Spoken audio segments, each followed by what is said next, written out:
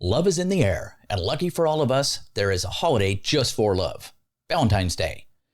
Keep watching and let's find out a little weird about Valentine's Day on today's episode of 5 Weird Things. Welcome to the channel. I am a lot better at Valentine's Day than I used to be. I've actually broken up with a girl on Valentine's Day. And I know, dick move. But these days, I am flowers, I am candy, I am jewelry, and dinner out. People can change. What's your worst move on Valentine's Day? Let me know down in the comments. All right, let's get into it. First, the stuff we should all know. Valentine's Day occurs every February 14th. It is celebrated as a holiday for those you have great affection for.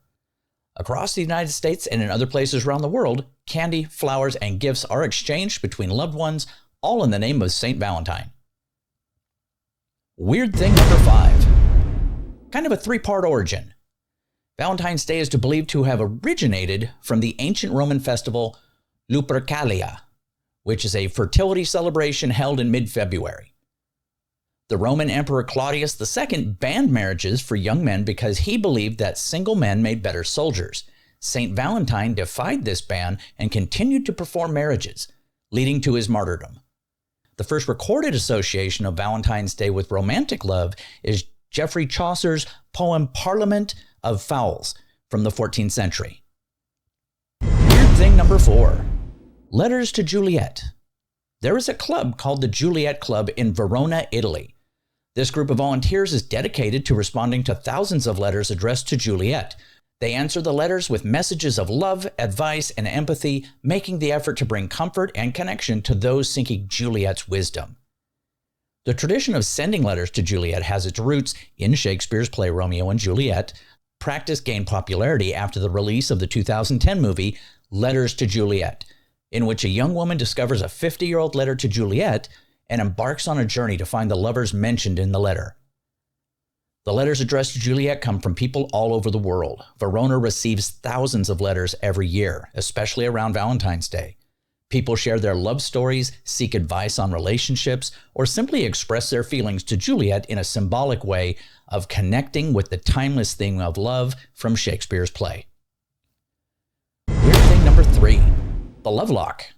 The Lovelock Bridge gained fame for the tradition of couples attaching padlocks to the bridge's railing and then throwing the keys into the Seine River in Paris as a symbol of their everlasting love.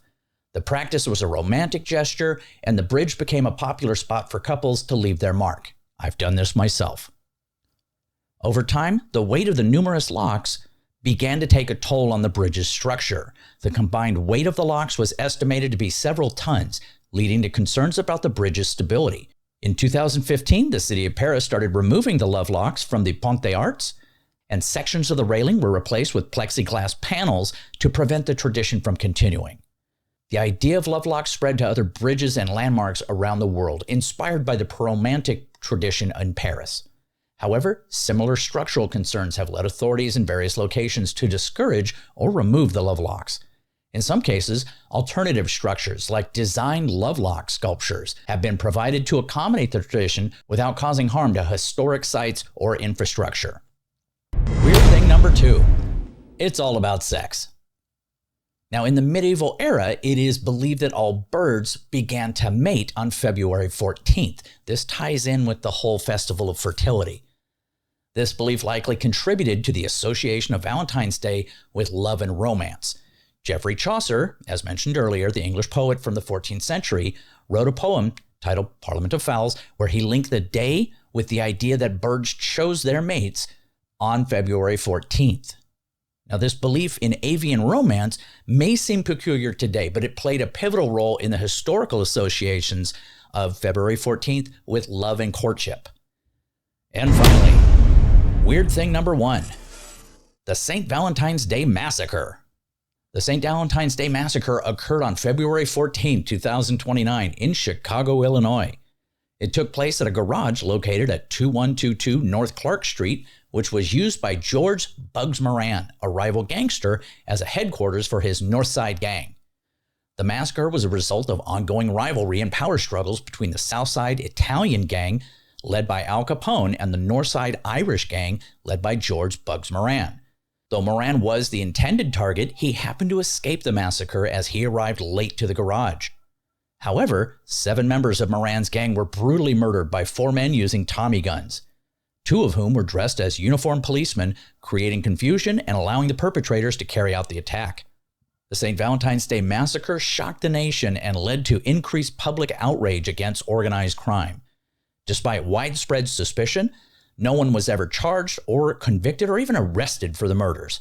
The true identity of the gunman remains uncertain, but it is widely believed that members of Capone's gang were involved. The massacre marked a turning point in public opinion and law enforcement efforts to combat organized crime during the Prohibition era.